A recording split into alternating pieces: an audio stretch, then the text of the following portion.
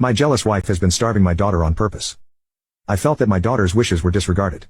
I took my daughter out to eat, brought her some sweets, and we bonded and talked a lot. I discovered my wife has been purposely cooking food my daughter doesn't like. My daughter has never been one to complain, so she has been using money from her paycheck, and she wasn't going to eat this particular night because she had no intention of pulling money out of her account savings. We got home around midnight, and my wife was upset that I took my daughter out instead of convincing her to eat her cooking. My wife and I will chat long when I'm off work. Maybe I'll starve her rather. The talk with my wife went horribly. I asked her what was going on. My wife was hesitant and she didn't want to have this talk at all, but finally she said she hates cooking for my daughter. She said that it was too much to go out of her way to constantly go out of her way to accommodate her, and how annoying it was to always make sure the food was cooked to a certain texture and seasoned to my daughter's liking. She then revealed that she stopped cooking food the way my daughter liked because our son didn't like it. She then proceeded to say that my daughter just needed to grow as it was only food and wouldn't hurt her, and how her being picky was just a draining. I asked why she didn't have a sit down with our kids to make some sort of compromise, and she said her son's needs came before my daughter's. She also revealed that she had straight up stopped buying more than half of my daughter's personalized grocery list because it was a waste of money, and that our son what snacks that he wanted. I was dumbfounded and asked her if she was just going to let my daughter go hungry, to which she responded by saying all she had to do was eat the food she cooked. I asked her what was draining about putting 1 or 2 pieces of plain chicken aside. She said I wouldn't get it because I didn't cook for my daughter like she did. This was true, as I'm at work from 5 to 9 and I only cook dinner on weekends, holidays, and holiday breaks. She apologized to me, but suggested that I should convince my daughter to eat the food she doesn't like because it would make everyone's life easier. I then asked her if she would think the same thing if it was our son, and she didn't respond, which was answer enough. I went to talk to my daughter again to ask if my wife treated her in any way that showed her favoritism. What my daughter told me shocked me.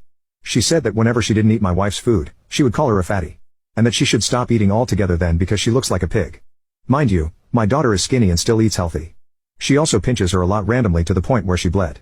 She often tells her that she wished she wasn't around, that her son would have been better as an only child. I'm about to unalive this chick. My jealous wife has been starving my daughter on. I worked there for years. Learned the sport, never gonna beat Mike Tyson, but was good at the sport, which helped me with my hate and anger. Then one day I met a new girl, a 20 female, at the cafe down the street from the gym. At this point I was 35, I know, huge age gap, but we just clicked. I don't believe in fate, or soulmates or anything like that, but if there is such a thing, we had it. I don't know how else to put it. We dated for 2 years and then got married. Her dad was an electrician and hired me on afterwards.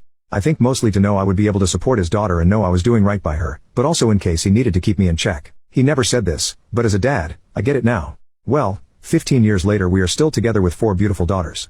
I just passed my master's license as an electrician. Thanks to my wife for pushing me to get my GED. She has been my rock, my cheerleader, my overall support through all of this, and I can't tell her enough how much she changed my life and how much I love her. Anyways, sorry for the tangent. So just this last weekend, I received an email from my stepsister. Not sure how she got my email address, but I know it isn't hard via the internet, not like I've been hiding. Mind you, I'm now pushing 50, so it's been 30 plus years since I've heard from any of them. It was a long email. Not gonna give you all of it, but the meat of it is, they now know what really happened. Mark I guess was busy drinking with his buddies on Friday and somehow my name was mentioned. Mark I guess started bragging how he set me up and took my girl. Yup, Mark and Lisa got together and got married, all those years ago.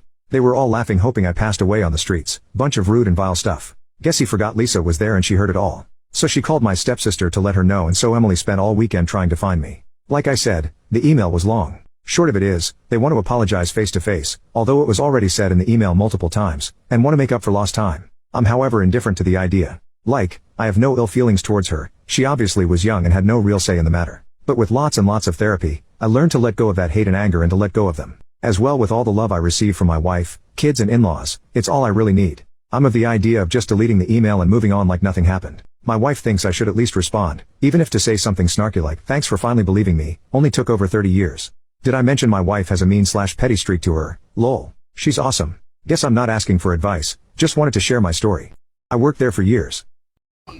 My wife is insisting we invite her nephew so that he isn't isolated from his family, something she believes will worsen his behavior. I see her reasoning, but enough is enough. I refused. I said she is being a doormat like everyone else in the family when it comes to him, and that our manchild of a nephew can't just make her cry and get away with it with an empty apology. My wife and I had a long talk this morning in which I made it clear that I was more concerned about her and our baby's safety than anything. It was a hard talk with some tears from both of us, but she agreed that this has escalated to a point that may become dangerous, in part due to the enabling from all of us. We are going to call his mother and explain that Easter dinner isn't happening this year if the nephew is coming, and that he is welcome to come over when he has a diagnosis and has been stuck with a therapist for at least a couple of months. Update: this bizarre series of events started on Easter and has only gotten weirder since. Sister-in-law, nephew's mother, eventually admitted that he may need professional help and that his wife and I may have some reason to be worried for our safety around him. And on Easter, our worries were proven more than reasonable. He showed up uninvited, using brother-in-law's car. Our dinner was interrupted by aggressive pounding on our door. I don't know how to put this without it sounding insane, so here goes. Nephew was at our door, holding a sword, and dressed as the Joker. He tried to say something, but I slammed the door in his face and told everyone inside what was going on.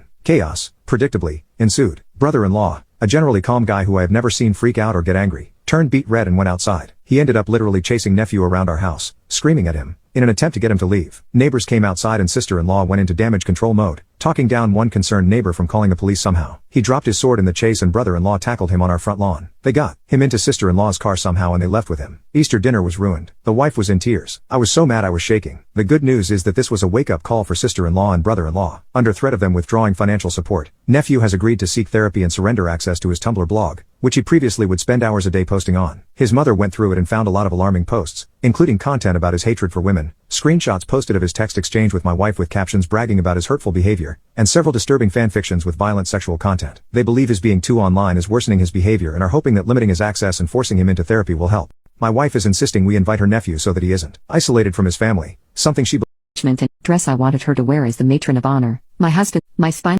dress I wanted her to wear as the matron of honor. My husband's mom asked when we planned to tell her we had decided on a date and my husband said when we told everyone else. She just said oh and got quiet and took leave maybe 20 minutes later. He had already made plans to go over to her house after dinner to help her with her cable box, so he left shortly after that to head over to her place while I drank some wine with my mom. When he got back he was super quiet but said he was just tired and went to bed. But last night he said, at random, my mom kind of has a point. Maybe we should wait until we buy a house so our living situation is a bit more stable. She's not wrong in saying that it should be something we are worried about. I just went silent and didn't comment because I was pissed off. But he kept making comments, like it'll only be a couple of years, 5 at most. I just took my ring off and handed it to him and said I was no longer interested. He immediately started protesting and trying to put the ring back on my finger and I wouldn't let him. I said I was no longer interested in marrying him and that maybe he should move back home with mommy because I knew for a fact that that woman would make up another excuse the second we bought a house and I was really just so turned off at the thought of marrying him at this point because I have zero business being with a man who has no backbone and who would put our lives on hold in favor of a woman who still wants to scrub his back in the shower.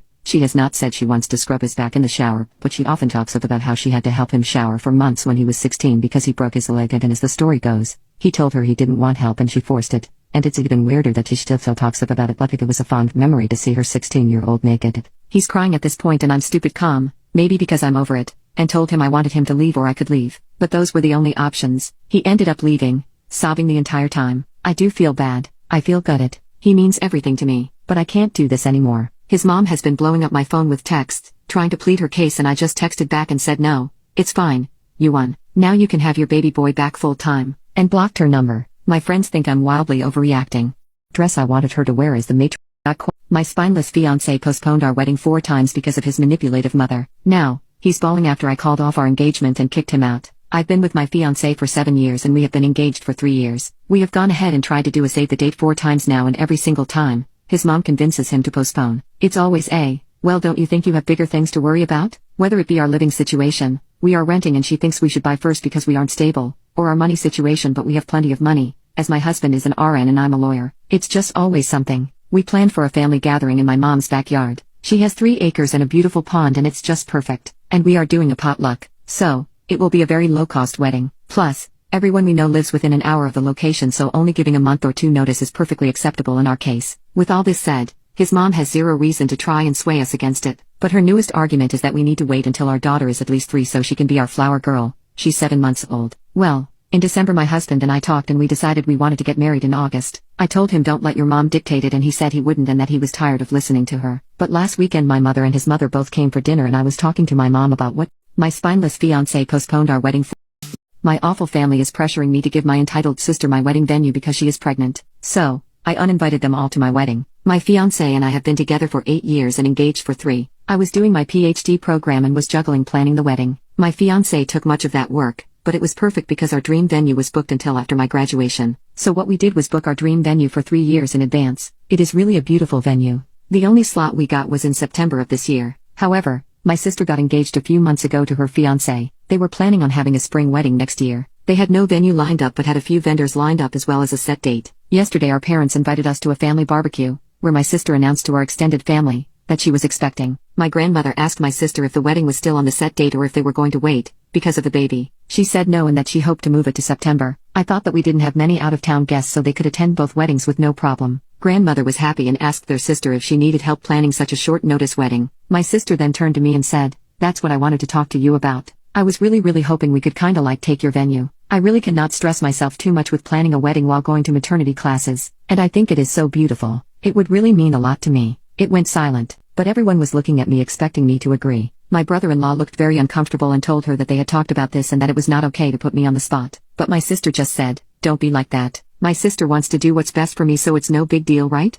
My awful family is pressuring me to give my entitled sister my wedding venue because she is pregnant. So, I uninvited them all to my wedding. My fiancé and I have been together for 8